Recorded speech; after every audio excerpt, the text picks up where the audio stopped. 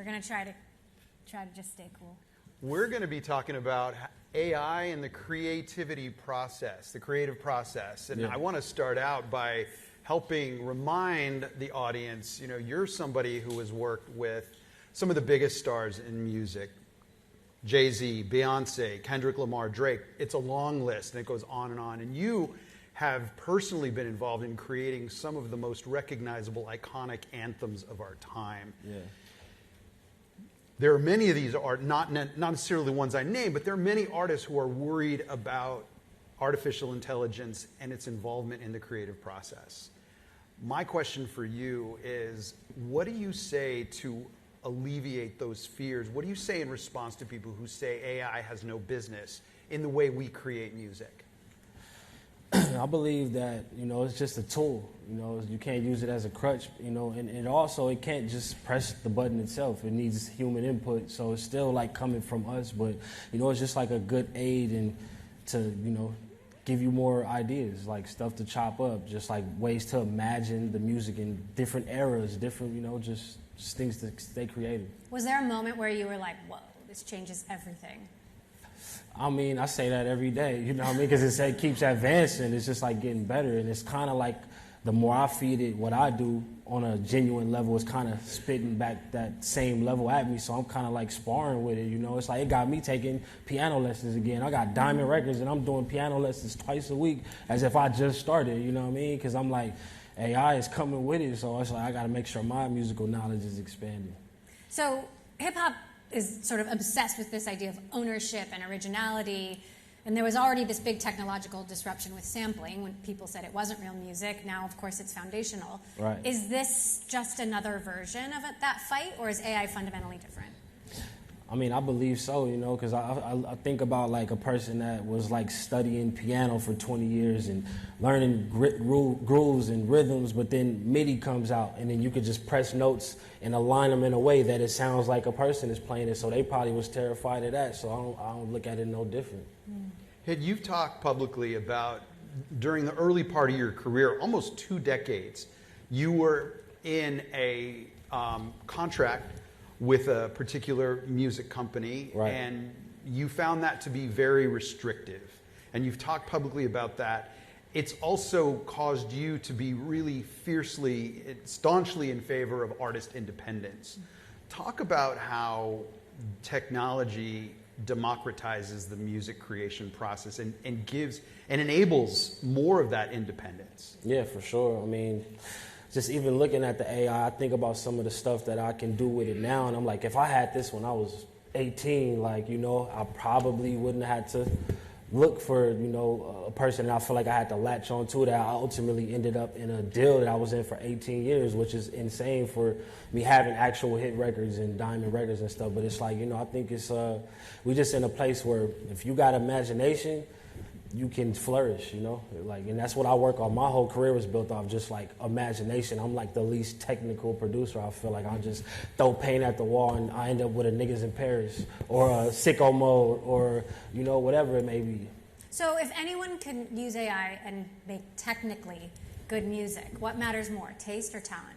Definitely taste, you know, you still got to curate it. You still got to chop it up. It's no different from you go in a record store, like you gives 2 different people the same 5 records to sample. Somebody's going to come out with, you know, it's going to be different interpretations. So it's just like, you know. Something we think about a lot in our craft, in journalism, and I know this happens in other fields, is that when you turn over some of the basic skill building processes to the machines, to the robots, what does that do to the ability for you to learn the skills that you need to build on later? I worry about that in journalism, and I want to make sure that people are still learning the basic building blocks. You talk about learning how to play the piano. Right. How do you ensure when you fall back on technology that it's not robbing people of that opportunity? Yeah, man, and that's kind of crazy you say that, because I even feel like for a minute, and that's why I started doing the piano lessons again. I kind of started relying on loops and tech just to kind of dump and just see what happens. But now it's like it's actually AI that made me like, no, this is like they're playing some crazy chords. Like I gotta go back and expand my knowledge. You know what I mean? And it's like, to me, it's inspiring me to want to get better and, you know, more knowledgeable at what I do. So if the internet or the world gets flooded with infinite music, is it harder for artists to break out? Will there still be superstars like Beyonce and Drake and Hit Boy? Before AI was booming, we still was getting 100,000 songs uploaded every day. So now it's like, it's no different, you know? And it's like I said, like AI can't walk down the street and sign an autograph for a fan that's going crazy for him. So you're going to always have like the human experience in that aspect. Well, we've been talking about how you use technology to enhance the creative process and change the way you make music. And I think we're going to get a demo of that so that we're not just talking about it theoretically, but we're going to see it in action. Yeah. And I think we're going to do that. Yes, we're going to do a demo soon. Yeah, let's do it. Let's do it. Yeah, so I mean, basically this is a program that I built to be like an open source album where I can just dump all the files from my album and allow people to recreate and have their own, you know, version of what I did. So, yeah. You want to do it? Yeah, no, you do it, please. So right. tell us what you're doing while you're doing it. Walk us through it. So essentially, it's a good example of what Hit Boy was talking about, right? Instead of using AI to create more music, we're building something to enable others to essentially learn how to make music by using Hit Boy's music, his actual catalog. So what you see on screen is 3 tracks from his upcoming unreleased album, and we've taken all of the components, so like the snare, the percussion, the bass, the vocals, the melodies. And these are real snare sounds, They're, not AI generated. They're all created by him. And this, you can essentially take different components from each song and create a net new composition. So I think what this will do will enable more people to learn how to make music and get inspired and then start, become a producer or the next superstar, as you talked about. So let's pick maybe, a snare from here and hit play, and then we're going to layer on some more components. So maybe a melody from here, and then maybe let's do a drum from another song. So this is now from 3 different songs. They're all being synced in real time. So if you think about music, they have different speeds, different keys, and this is doing it in real time. And it gives us the ability to essentially create a net new song from his catalog. And let's try a vocal as well. Mm-hmm.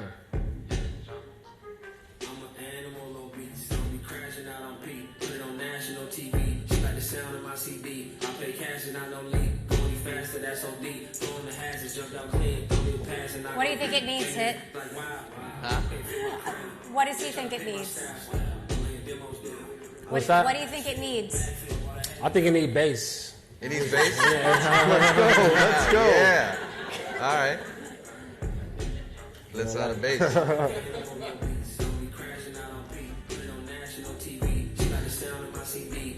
What other vocal do you have?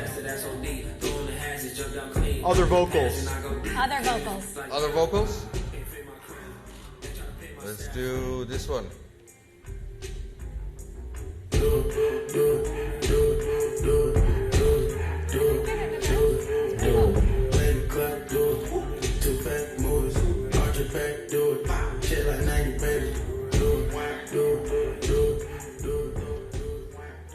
So the AI is basically doing the layering and the mixing and the syncing.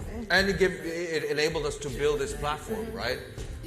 Because I guess neither of us are technical, right? We're not engineers, but we're able to get together in a room and brainstorm ideas and say, hey, why shouldn't this exist? And then have the tools to be able to build that. Can you talk a little bit about the ways you use Lovable to build this, right? Maybe talk a little bit about their UK-based startup that is very much on our radar. In fact, we're probably going to have them at an upcoming conference. So I'm curious how you incorporate their technology. So, I mean, I discovered Lovable over a year ago. Got obsessed because I had many ideas but could never build them. and started building. I ended up actually joining the Lovable team last year, and I was there for a while, and then got connected with Hit, and then ended up leaving so we could build stuff together. So, I mean, Lovable is basically my AI engineer, right? So it enables me to go from idea to something that goes live in production, and now is on this stage here. And soon we're going to release this into the public's hands, so fans are going to be able to interact with Hit Boy's music in a completely new way. That's something that's going to come from you and your team, not a Lovable product. Is that right? No, that's Hit's. He owns this. And open source. We call it open source for the reason that you can take components, right? Because historically, when you buy an album, you listen to the full song. Here, we're giving you all of the different components from each song, and you're able to create your own remixes of that. So that's the kind of meaning behind the open source. There's been so much controversy of like who gets paid, how artists get paid, the labels. You know, does Spotify have too much power? Who has the power in this new world? I mean, you have to empower yourself. That's like, you know, that's why I'm here. You know what I mean? Being in that deal for so long, you know, all my new music is coming out and it's self-funded, and it's like just like all of my ideas, all the stuff that I've been wanting to get off before, when I had that dark cloud over my head. Now it's like I can breathe, and you have things like Lovable. You have different, you know, just tools that you can use to really get the ideas out. Mm-hmm. Hit, tell us what should we be looking forward to? What are you working on right now that we should keep our eyes open for? I'm definitely, you know, always working on production stuff, but I actually have 2 albums of my own coming out. The first one is called Success is a Dirty Word, and that's just kind of like talking about the story of, like, you know, it's not all it's cracked up to be all the time. You know, I made giant records and still had to be stuck in a deal because of language in the contract and just ancient, outdated ways. That's why I am embracing AI. I am embracing things that's pushing life and things forward, because it's like I was stuck in an ancient thing that's like it shouldn't have been that way. But, you know, so I'm just embracing the future. But yeah, Success is a Dirty Word. That's like what I'm like excited over. And that album's coming Friday? Next Friday, yeah. Next Friday. Yeah. And is there AI in this It's the album? first time I said it right now, you know. Let's go. Next Friday. You heard it here first. And how much do you use AI in this album that's about to drop?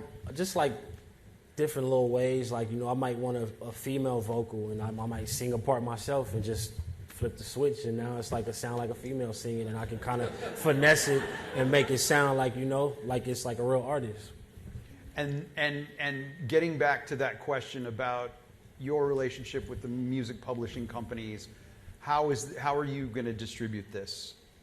Independent, you know what I mean? Just like I'm uploading, I'm actually putting it on hitboy.ai, hit-boy.ai, and it's like kind of like you can pay what you want, you know what I mean? Like you can go stream it on Spotify and Apple and that stuff too, but if you want to support me directly, hit-boy.ai, and you can basically just pay whatever you want to support the movement, you know? Do you think AI and music together, will that create culture or just more content?